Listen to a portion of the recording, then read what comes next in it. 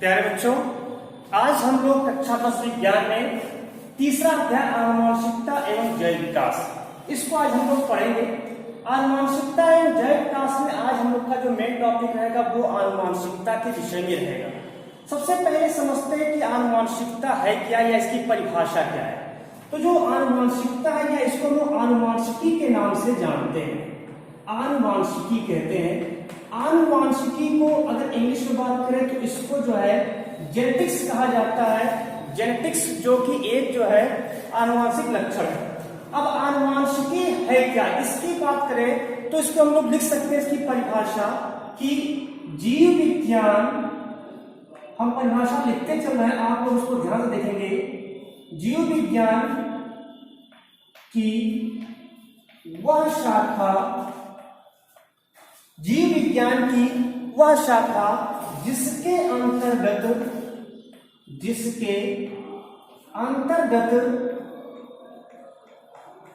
सजातीय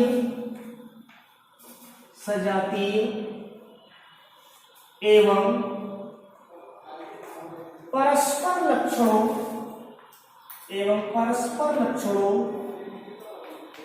लक्षणों का पीढ़ी दर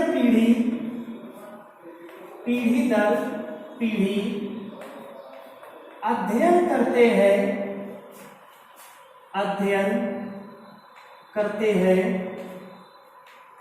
आनुवंशिकी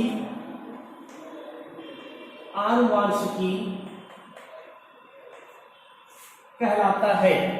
तो ये तो हो गया इसकी परिभाषा। अब यहां पर एक शब्द आया है, यहां पर देखिए, तो आनुवंशिक लक्षण, जो कि यहां पर हमने कहा कि सजातीय एवं परस्पर लक्षणों, परस्पर सजातीय और परस्पर लक्षण, अर्थात यहां आनुवंशिक लक्षण शब्द आएगा। तो ये आनुवंशिकी है, तो आनुवंशिक लक्षण है क्या, इस चीज को भी यहां पर समझना है। यानी अगला इसका जो हेडिंग है वो है आनुवंशिक लक्षण। देखिए, अगर वैसे समझना हो एक सिंपल वे में, तो आनुवंशिक हम किसे कहते हैं? अन मतलब होता आगे की ओर, वंश मतलब पीढ़ी, यानी कि जब हम निरंतर आगे की ओर पीढ़ियों का अध्ययन करते हैं तो उसको हम लोग जो आनुवंशिक कहते हैं। तो ये आनुवंशिक होता है। अगर हम आनुवंशिक लक्षणों की बात करें तो कह सकते हैं कि जीवों के वे सभी लक्षण जो एक पीढ़ी से दूसरी पीढ़ी में प्रसारित होते हैं, प्रसारित अर्थात स्थानांतरित भी सकते हैं, प्रसारित होते हैं, आनुवंशिक लक्षण कहलाते हैं। आनुवंशिक लक्षण कहलाते हैं। तो ये तो हो गया इस आनुवंशिक लक्षण की परिभाषा। सब कुछ पढ़ लिया, लेकिन अभी तक ये नहीं जाने कि ये आनुवंशिकी शब्द का प्रयोग किसने किया, हम आनुवंशिकी के जनक किसे कहते हैं, तो वो भी चीज आज जानना आवश्यक है। पहले तो हम ये यहाँ पर बात करते हैं कि जो आनुवंशिकी के जनक कौन है, यानी आनुवंशिकी के जनक किसको माना गया है। तो ये यहाँ पर पहला क्वेश्चन बनता है कि आनुवंशिकी के जनक कौन है, किसे हम आनुवंशिकी का पितामह मानते हैं, father of genetics. Father of genetics किसे कहते हैं? तो वो थे Gregor John Mendel. Gregor John Mendel को फादर ऑफ जेनेटिक्स या आनुवंशिकी के जनक कहते हैं। ग्रेगर जॉन मेंडल ने कोई बुक नहीं लिखा था, बस इन्होंने एक पेपर पब्लिश हुआ था इनका। उस पेपर का नाम जो है वो इंग्लिश में आपको लिखना पड़ेगा, याद रखिएगा, क्योंकि इनका पेपर है और पेपर को उसको हिंदी में ट्रांसलेट नहीं करना है। तो आप उसी इंग्लिश को हिंदी में भी लिख सकते हैं, लेकिन यहाँ पर ध्यान रखिए पेपर है इनका, इन्होंने छपाया था एक पत्रिका में, और उस पत्रिका में उसके पेपर का नाम था annual proceeding of natural history society of Brunn. Brunn जो है वो शहर का नाम है, ध्यान रखिए ब्रून शहर का नाम है। वहीं पर ये पत्रिका छपी थी और उसी में इनका ये पेपर जो है इस नाम से annual proceeding of natural history society of Brünn में इनका जो भी इन्होंने अपना प्रयोग किया जेनेटिक्स के क्षेत्र में, आनुवांशिकी के क्षेत्र में, वो पेपर में इनका पब्लिश हुआ। और ये जो पब्लिश होने का ईयर था वो था 1866 ईस्वी में पब्लिश हुआ था। ध्यान रखिएगा 1866, लेकिन एक्चुअल में इनका जो पूरा प्रयोग था छपा था 1866 ईस्वी में 1866, बट इनका जो पूरा अपना प्रयोग था वो इनका जो प्रयोग था वो 1857 से लेकर के 1864 के बीच में हुआ। यानी इनका जो पूरा इन्होंने अपना प्रयोग किया था वो 1857 से लेकर के 1864 ईस्वी तक इन्होंने अपना पूरा प्रयोग किया। कुल 7 वर्षों तक इन्होंने अपना प्रयोग किया था। 1866 ईस्वी में इनका ये जो पेपर पब्लिश हुआ था। 1866 में ग्रेगर जॉन मेंडल की डेथ भी हो गई थी। उसके बाद बात करते हैं कि आनुवांशिकी शब्द का प्रयोग किसने किया। आनुवांशिकी जिसको लोग जेनेटिक्स कहते हैं, जेनेटिक्स शब्द का प्रयोग सबसे पहले किसने किया। अब बच्चे क्या करते हैं, कंफ्यूज होकर के बोल देते हैं कि यही जो है फादर ऑफ जेनेटिक्स है, यही आनुवांशिकी के जनक है, तो निश्चित रूप से इन्होंने ही किया होगा, बट ऐसा नहीं है। आनुवांशिकी शब्द का सबसे पहले जो प्रयोग है वो बेटसन ने किया था। बेटसन ने किया था और ये भी जान लीजिए 1905 ईस्वी में किए थे। कंफ्यूजन हुआ कि 1866 में इनकी मृत्यु हो गई थी और उसके बाद इनको फादर ऑफ जेनेटिक्स भी कहा गया, लेकिन जेनेटिक शब्द का प्रयोग कब किया गया, वो तो 1905 ईस्वी में किया गया। तो बिल्कुल 1905 ईस्वी के बाद जब जेनेटिक शब्द का प्रयोग किया गया तब इनको जो है फादर ऑफ जेनेटिक्स के नाम से कहा गया। तो ये ग्रेगर जॉन मेंडल को जो है फादर ऑफ जेनेटिक्स कहते हैं, लेकिन इन्होंने जेनेटिक शब्द या आनुवांशिकी शब्द का प्रयोग इन्होंने नहीं किया। इन्होंने किस शब्द का प्रयोग किया, इन्होंने ये बेटसन ने जो है जेनेटिक शब्द का सबसे पहले प्रयोग किए थे। ये यहां पर हो गया। अब मैं बात कर रहा हूं कि यहां पर मेंडेलियन वंशागति की। देखिए मेंडेलीय वंशागति की हम लोग बात करें कि मेंडल ने कौन से जो है प्रयोग किए। मेंडेलीय वंशागति, इसको कहते हैं मेंडेलीय वंशागति। एक चीज और यहां पर ध्यान देना है बच्चों कि यहां पर एक शब्द आता है विभिन्नताएं, वंश जो है विभिन्नताएं जिसको हम वेरिएशन कहते हैं। देखिए जहां पर भी लैंगिक लक्षण, जहां पर भी लैंगिक कह सकते हैं लक्षण प्रकट हो रहा हो, या कह सकते हैं कि उसमें लैंगिक जनन की प्रक्रिया हो रही हो, तो निश्चित रूप से अगर लैंगिक जनन हो रहा है तो निश्चित रूप से वहां पर याद रखिएगा कि विभिन्नताएं होंगी। कोई भी संतान जो होती है वो संतान एकदम हूबहू अपने माता या पिता के समान नहीं हो सकता, उसमें कुछ न कुछ विभिन्नताएं होती हैं। क्लोन अगर बनता है तो केवल असेक्सुअल रिप्रोडक्शन में बनता है, अलैंगिक जनन में बनता है। लैंगिक जनन में कभी भी क्लोन नहीं बनता है, हमेशा कुछ न कुछ विभिन्नताएं होती हैं। तो यहां पर भी विभिन्नताएं प्रदर्शित होंगी। तो मेंडेलीय वंशागत की अगर हम लोग बात करें तो मेंडल का जो अपना प्रयोग है, मेंडल का जो प्रयोग है, इन्होंने अपने प्रयोग के लिए क्या कह सकते कि मेंडल का प्रयोग, इन्होंने अपने प्रयोग के लिए मटर के पौधे का चयन किया। फिर एक समस्या, किस मटर के पौधे का, तो इन्होंने उद्यान मटर पौधे का चयन किया था। उद्यान मटर का इन्होंने प्रयोग किया था। उद्यान मटर, क्योंकि जो मीठी मटर होती है उसका नाम है लेथाइडस ओडोरैटस, ये मीठी मटर का बोटेनिकल नेम है। लेकिन इन्होंने प्रयोग किसका किया था, इन्होंने प्रयोग किया था पाइसम सेटाइवम का। पाइसम सेटाइवम नामक जो उद्यान मटर था उस मटर का इन्होंने अपना प्रयोग किया था। इन्होंने अपना जो प्रयोग है, मैंने पहले बताया कि 7 वर्षों तक इन्होंने प्रयोग किया था। अच्छा, ये प्रश्न फिर की दिमाग में आता है कि सर इन्होंने उद्यान मटर यानी मटर के ही पौधे का चयन क्यों किया। ये भी एक क्वेश्चन पूछता है कभी कभी बोर्ड में, तो इस चीज को भी ध्यान देना कि उद्यान मटर यानी मटर का क्यों प्रयोग किया, मटर के ही पौधे का चयन क्यों किया, तो इसका भी रीजन है। सबसे पहले रीजन ये है कि जो पौधा होता है मटर का, ये पौधा 1 वर्षीय होता है। इस चीज को हमेशा याद रखिएगा। कौन कैसा होता है? पौधा 1 वर्षीय होता है, यानी इसकी जो जीवन अवधि होती है वो 2 से 3 महीने की होती है।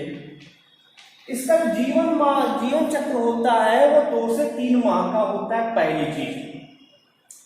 इसका दूसरा रीजन इन्होंने ये था कि जो पुष्प था वो पुष्प द्विलिंगी था। पुष्प कैसा था? पुष्प द्विलिंगी था, हर्माफ्रोडाइट जिसको कह सकते हैं। और साथ में जो है एक क्षयी था, मोनोइसियस था, एक क्षयी था,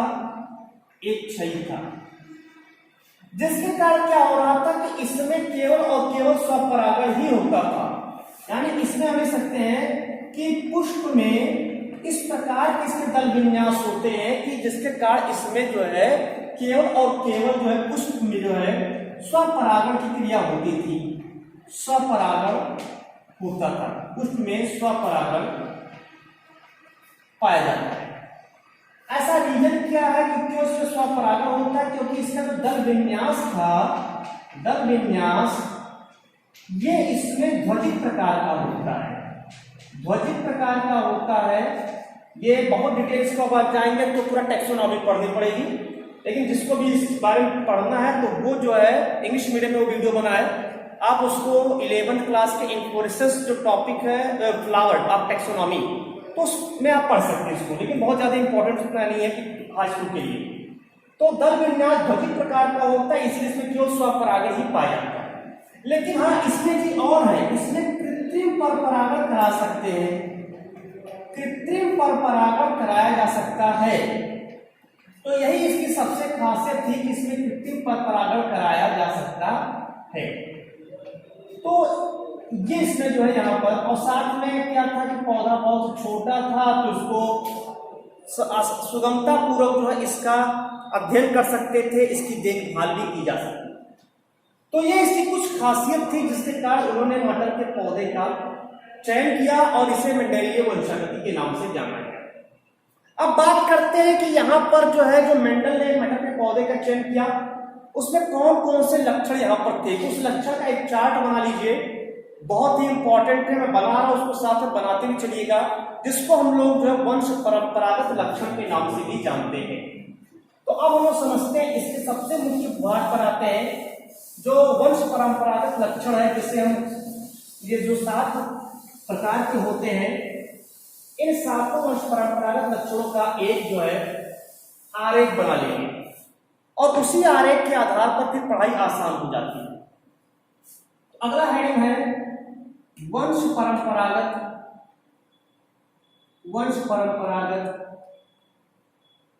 लक्षण। अब देखिए, सबसे मैंने कहा कि बड़ा महत्वपूर्ण है, ये बिल्कुल बहुत ही महत्वपूर्ण है, चाहे आप हाई स्कूल में जाए, चाहे इंटर में पढ़िए, चाहे कंपटीशन में पढ़िए, आपको ये वंश परंपरागत लक्षण पता होना चाहिए, क्योंकि सबसे महत्वपूर्ण यही है। क्योंकि मेंडल ने जो अपना पूरा प्रयोग किया, इसी वंश परंपरागत लक्षणों के आधार पर इन्होंने पूरा प्रयोग किया। तो इसको हम थोड़ा सा बना लेते हैं, चार्ट बना लेते हैं। ध्यान से देखेंगे, चार्ट मैं बना रहा हूं, इस चार्ट को आप लोग बना लीजिए कॉपी में। ये एक चार्ट है, चार्ट याद होना अत्यंत आवश्यक है, आपको याद होना चाहिए। यहां पर एक कॉलम बना लेते हैं लक्षण का, लक्षण वाला एक कॉलम बना लेते हैं, इतनी दूरी।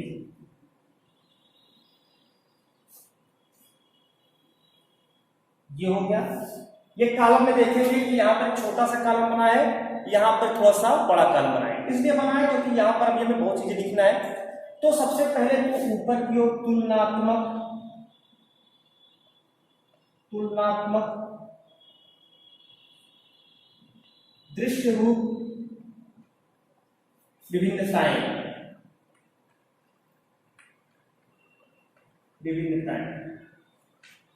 ये यहां पर। फिर इसको 2 भागों में बांट दिए, एक तरफ प्रबल लक्षण लिख दिए दूसरी तरफ अप्रबल लक्षण लिखिए। अब इस तरह से इसको जो है जानते चलेंगे कि प्रबल लक्षण क्या है, अप्रबल लक्षण क्या है। इसको बढ़ा देते हैं। मैं पहले बता चुका हूं कुल 7 है, तो यहां पर चाहे आप 1 2 3 4 5 6 7 ये इतना आपको जो है करना रहेगा। ठीक है,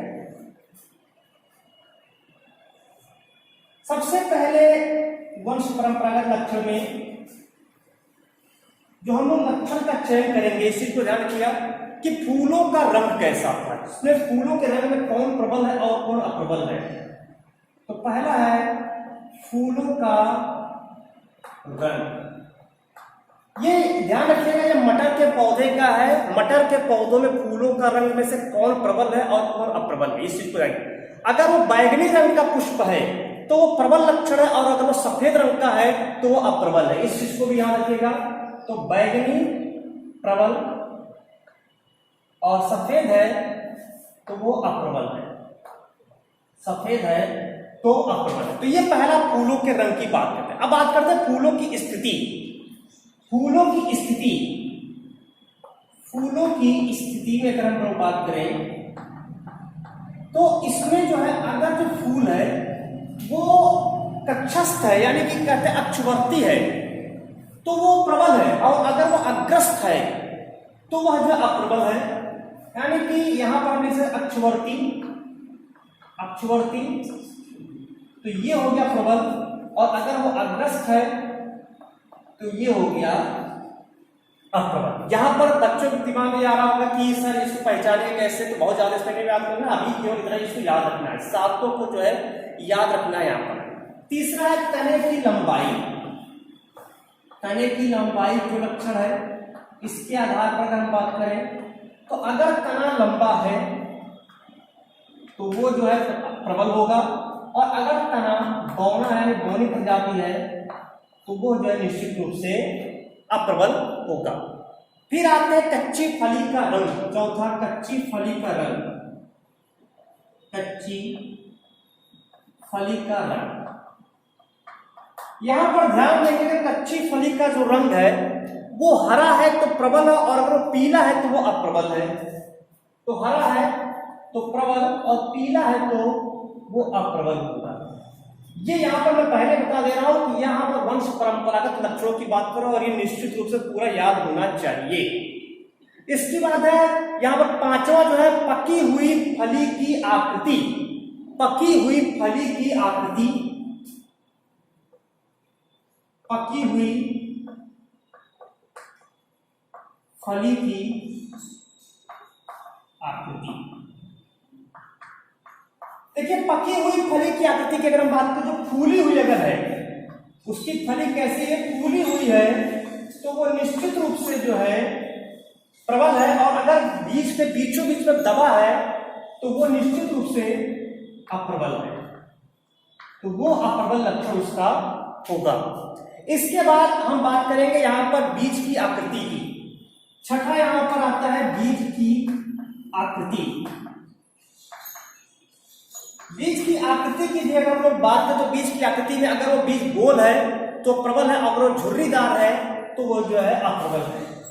तो गोल है तो प्रबल लक्षण है, और झुर्रीदार है तो वो अप्रबल लक्षण है। फिर अंतिम में आता है बीज पत्र का रंग। बीज पत्र का रंग, ये दो तो निश्चित रूप से याद रखिएगा, 2 ये और 1 ये 3, क्योंकि इन्हीं तीनों पर हम पूरा प्रयोग पढ़ेंगे। ध्यान रखिएगा, इन्हीं तीनों पर, ये 2 और 1 ये 3 पर हम लोग पूरा प्रयोग पढ़ने वाले हैं। तो बीज पत्र का अगर पीला है तो वो प्रबल है, और अगर वो हरा है तो वो जो है अप्रबल है। तो मैं बार बार कह रहा हूं कि ये 2 याद रखना है आप लोग को, और एक ये तने की लंबाई वाला, 3 हम लोग निश्चित रूप से पढ़ेंगे। तो और बाकी से पढ़ना नहीं है, लेकिन यहाँ पर 3 जो है लक्षण निश्चित रूप से पढ़ना है। तो ये 7 वंश परंपरागत लक्षण जो हर बच्चे को याद होना चाहिए। अब इसी के आधार पर हम लोग स्टार्ट करते हैं, ये नोट हो गया होगा। अब इसी आधार पर हम लोग जो है करते हैं, स्टार्ट करते हैं यहाँ पर एक गुण संकर संकरण। मेंडल का जो एक गुण संकर संकरण उसकी बात करते हैं। दिमाग में चल रहा होगा बच्चों कि अभी तो मेंडल का नियम नहीं पढ़ाया गया, बिल्कुल भी नहीं पढ़ाया गया मेंडल का नियम, क्योंकि वो इसके बाद पढ़ेंगे हम लोग, ठीक है। क्योंकि हर चीज को एक प्रोसेस से पढ़ना है, एक सीक्वेंस में। तो मैं आज हम सीक्वेंस से चल रहा हूं, कहीं पर ये नहीं है कि आपको पहले या बाद पढ़ाया जा रहा है, पूरे सीक्वेंस से अगर आप इसको नोट्स बना रहे हैं तो एकदम सीक्वेंस से आपका नोट्स बनता चला जाएगा। तो अब मैं बात कर रहा हूं यहां एक गुण संकर संकरण की, एक गुण संकरण, एक गुण संकरण। क्योंकि एक गुण संकरण को हम लोग कहते हैं मोनोहाइब्रिड क्रॉस, मोनोहाइब्रिड क्रॉस। दिमाग में तो पहले ये आता है बच्चों कि सर ये एक गुण संकरण है क्या? एक गुण संकरण उसे कहते हैं सातों सात लक्षण लिखे अभी को हम लोग, सात लक्षण वंश परंपरागत, उस सातों में से कोई एक गुण का चयन करके, कोई एक लक्षण का चयन करके हम उसका वर्णन कर लें, यही है बस। इसमें से इतने करना है।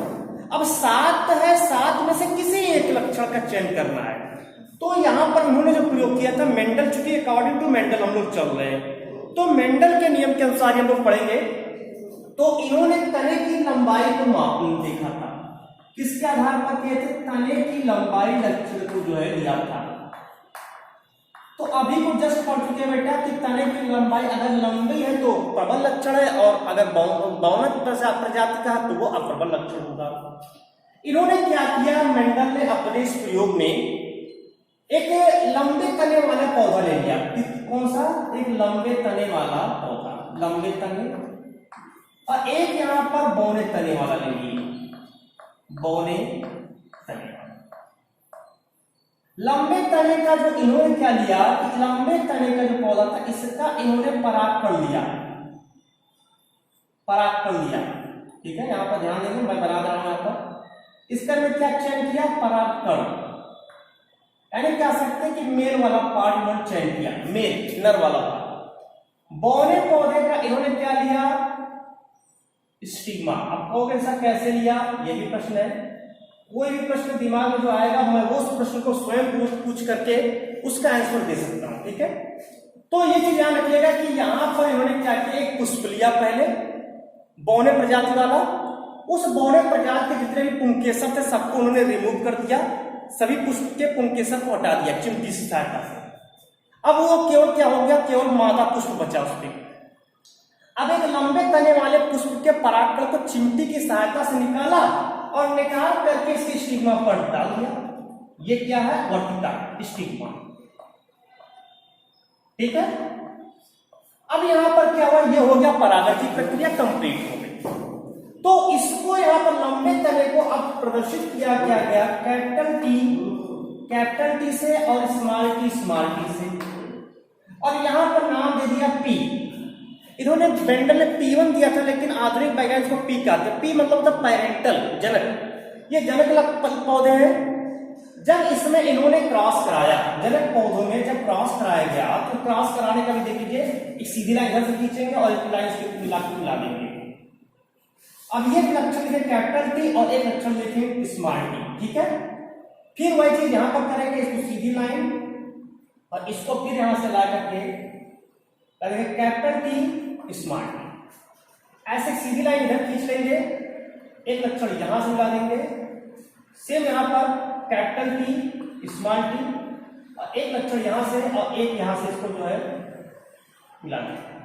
तो ये कैपिटल टी स्मॉल टी बन गया। इस तरह से यहां पर देख रहे हैं कि सभी लक्षण, इसको हम नाम देंगे क्रॉस पॉलिनेशन है ये, क्योंकि यहां पर क्रॉस पॉलिनेशन ऊपर कराया गया, यहीं पर लिख रहे हैं ये क्रॉस पॉलिनेशन की प्रक्रिया है। हिंदी में इसको अगर हम कहें तो हिंदी में पर परागण कहेंगे, ठीक है। चलिए, पर परागण, क्योंकि यहां पर दूसरे पुष्प का परागण को लाया गया है, तो यहां पर हम इसको जो कहेंगे, जब इसमें पर परागण की प्रक्रिया है तो इसको जो है हम यहां पर कहेंगे कि वो क्रॉस पॉलिनेशन यानी पर परागण की प्रक्रिया यहां पर हुई। इसको हम टेस्ट क्रॉस के नाम से जानते हैं। टेस्ट क्रॉस क्योंकि हमें परीक्षण किया जा रहा है, तो इसको हम लिख सकते हैं परीक्षण संकरण। परीक्षण संकरण इंग्लिश में इसको कहते हैं टेस्ट क्रॉस। क्योंकि कुछ बुक में केवल हिंदी इंग्लिश वाले को हिंदी में लिख दिया गया है। जब टेस्ट पास कराया गया तो F1 पीढ़ी में, अब ये क्वेश्चन आता है कि सर F1 की इंग्लिश क्या है, तो इसको कहते हैं कि फर्स्ट फीलियल जनरेशन, यानी इसको कह सकते हैं कि प्रथम संततीय पीढ़ी। अब प्रथम संततीय पीढ़ी में देख रहे हैं कि सभी जो है संकर लंबे, प्रबलता के नियम के अनुसार अभी नियम जब पढ़ाएंगे तो सभी संकर लंबे यहाँ पर प्राप्त हो रहे हैं। जितने भी पौधे प्राप्त हुए हैं पीढ़ी में वो कैसे हैं, सभी जो है लंबे हैं, लेकिन लंबे कैसे हैं, वास्तविक में शुद्ध लंबे नहीं है बल्कि कैसे संकर लंबे हैं, तो सभी संकर लंबे होते हैं। ठीक है, दिमाग में क्वेश्चन सर संकर क्या होते हैं, तो संकर का मतलब होता है कि जब दो विभिन्न प्रकार के लक्षणों वाले जीव को या पौधों को एक साथ उनका जो संकर कराया जाता है उससे जो उत्पन्न संतान होती है उसे हम संकर कहते हैं। संकर जैसे कि खच्चर, खच्चर क्या है, वो संकर प्रजाति का सदस्य होता है, वो घोड़े और गधे के जो है ब्रीडिंग के थ्रू उत्पन्न हुआ है, जिसको हम संकर प्रजाति कहते हैं। तो ये देखो अब पुनः क्या किया गया, इसको स्वपरागण होने दिया गया। इन्होंने क्या किया, पुनः इसको स्वपरागण होने दिया गया इस तरह से, capital T capital T, capital T small T,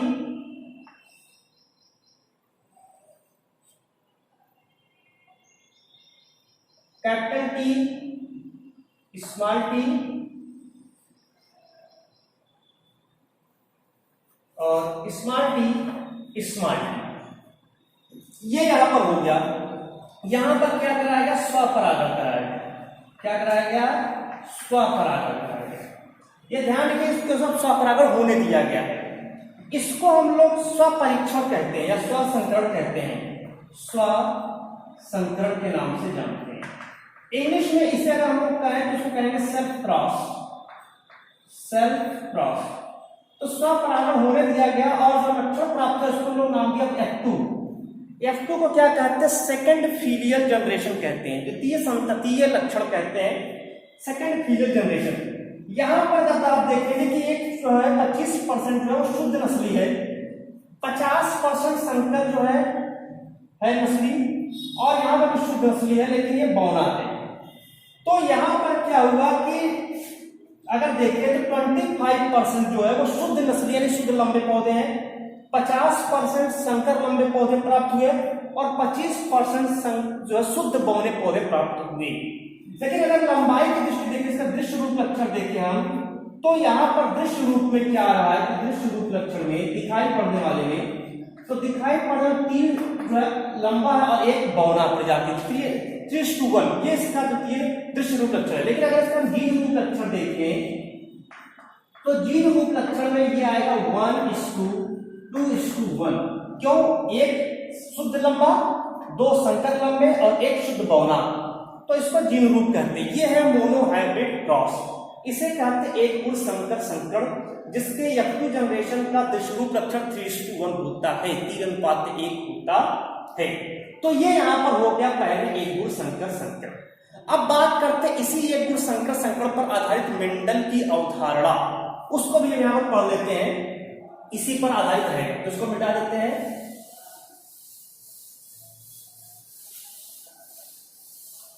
एक गुण संकर संकरण पर आधारित लिख देते हैं यहां हेडिंग, एक गुण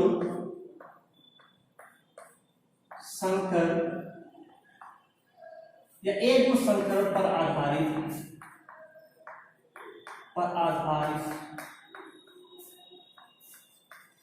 मेंडल की अवधारणा, मेंडल की अवधारणा।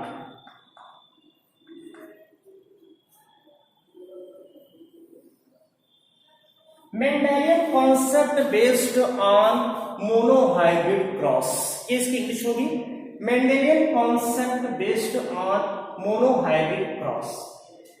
अब देखिए यहां पर जो अभी एक गुण संकरण पढ़े हैं उसी के आधार पर मेंडल की अवधारणा की बात है। तो मेंडल की अवधारणा में इन्होंने इस आधार पर एक गुण पर, वैसे कि 4 प्रिंसिपल है लेकिन एक गुण संकरण के आधार पर 3 प्रिंसिपल यहां पर हम पढ़ेंगे, 3 अवधारणा पढ़ेंगे। इसके आधार पर, चूंकि हम यहाँ पर मान रहे हैं एक गुण, अभी चूंकि द्विगुण संकरण भी है तो उसके आधार पर एक रहेगा, लेकिन यहाँ पर अभी हम केवल एक गुण संकरण, क्योंकि मैंने कहा कि मैं सीक्वेंस में चल रहा हूं, एकदम सीक्वेंस में, कोई इधर उधर कुछ नहीं करना है।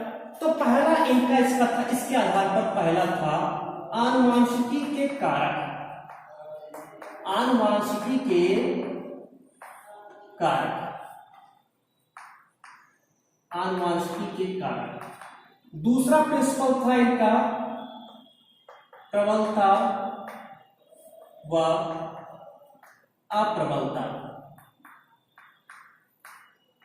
और तीसरा इनका था पृथक्करण। चलिए एक एक करके समझ लेते क्या होता है आनुवांशिकी के कारक। देखिए कारक शब्द इन्होंने प्रयोग किया, यहां पर फिर समझ सर कारक क्या होता है। तो कारक आप जीन शब्द सुने होंगे, जीन शब्द जिसे जॉनसन ने यूज किया था 1909 ईस्वी में।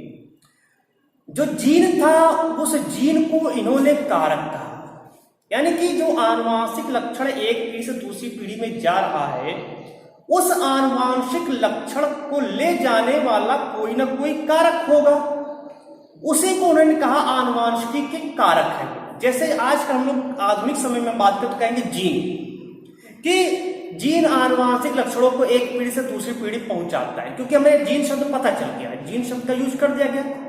बट नाउ दिस टाइम हम लोग अगर हम बात करें तो इस समय क्या हो रहा है कि उस समय की इस नाउ दिस टाइम जो फैक्टर था, फैक्टर वर्ड जो है वो बिसाइड वो फैक्टर वर्ड जो है किसके स्थान पर यूज किया गया, वो क्या गया जीन।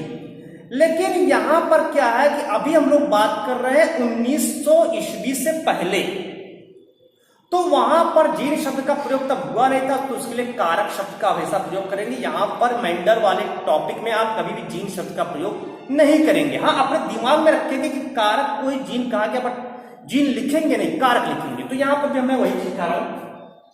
इन्होंने कहा कि आनुवांशिक लक्षणों को ले जाने वाला निश्चित रूप से कोई ना कोई कारक होगा, और वही कारक आनुवांशिकी का कारक कहलाएगा। बस इतना हो गया। प्रबलता व प्रबलता सभी जीवों में, उसी प्रकार मटर में भी, सभी जीव जैसे उसी प्रकार मटर में भी कुछ प्रबल व कुछ अप्रबल लक्षण होते हैं। तो प्रत्येक पीढ़ी में प्रबल व अप्रबल लक्षण दोनों एक साथ प्रदर्शित हो सकते हैं, या कोई एक प्रबल प्रदर्शित होगा या अप्रबल प्रदर्शित होंगे। तो ये लक्षणों के आधार पर। तीसरा क्या है कि जो प्रबलता या प्रबलता का लक्षण है उसमें अलगाव भी होता रहता है। जब एक पीढ़ी से दूसरी पीढ़ी में लक्षण जाते हैं तो पृथक भी होते रहते हैं, तो उसी को नाम दिया गया पृथक्करण। इसी तीन निष्कर्ष के आधार पर दो नियम दिए गए। अभी दो नियम की बात करो, होते तो तीन नियम से पढ़ा रहा हूं, एक गुण संकरण में पढ़ा रहा हूं, तभी एक गुण संकरण के आधार पर दो नियम क्यों दिए गए, जिसे मेंडल का नियम कहा गया, मेंडल का नियम। लेकिन फिर एक क्वेश्चन दिमाग में आता है बच्चों के कि मेंडल ने क्या वास्तव में नियम दिया था? तो मेंडल ने कोई नियम नहीं दिया था, पहले जान लीजिए। मेंडल ने ये निष्कर्ष दिए थे। इस निष्कर्ष के आधार पर तीन वैज्ञानिक, क्योंकि इनकी तो डेथ 1866 में हो गई थी, बाद में जो नियम निकले हैं तो 1900 ईस्वी में आया, 34 वर्ष बाद, उनकी मृत्यु के 34 वर्ष बाद। अब ये क्वेश्चन कि सर 34 वर्ष बाद किसने इसको लाया?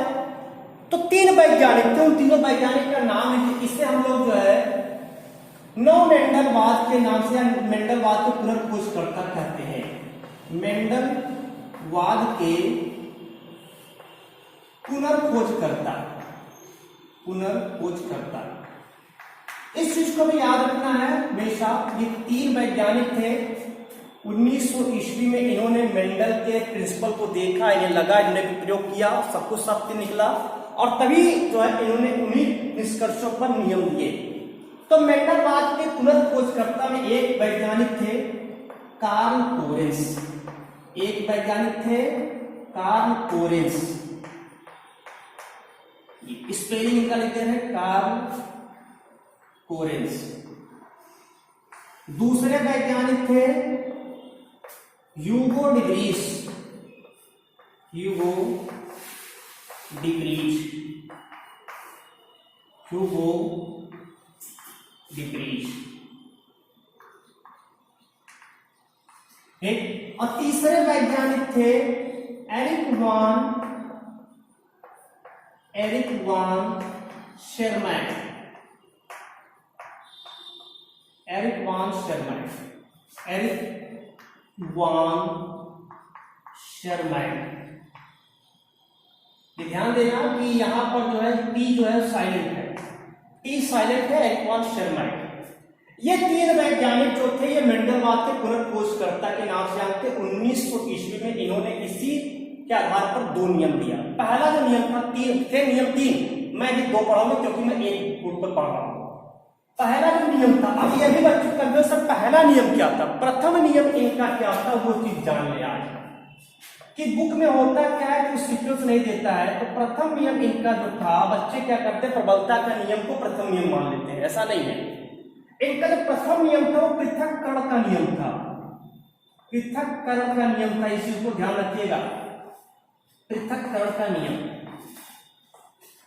यह नियम क्या कहता है, पृथक्करण का नियम कहता है कि कोई भी प्रबल व अप्रबल कारक, जैसे अभी मोनोहाइब्रिड में पढ़ रहे थे कि मोनोहाइब्रिड में पहली पीढ़ी में सभी संकर लंबे थे, लेकिन दूसरी पीढ़ी जैसे आया वहीं पर बौने पौधे भी उत्पन्न हो गए, जबकि बौने पौधे में था नहीं, तो दोनों संकर लंबे पौधे थे। फिर बौने पौधे कहां से आया, तो वही ये पृथक्करण का ही एक फलस्वरूप आया कि उसमें लक्षण थे लेकिन वो प्रदर्शित नहीं होते, लेकिन जैसे अगली पीढ़ी में पहुंचा, अप्रबल और अप्रबल एक साथ मिला, वो प्रबल कारक से पृथक होकर के, अलग होकर के अपने लक्षणों की व्यक्ति कर देता है।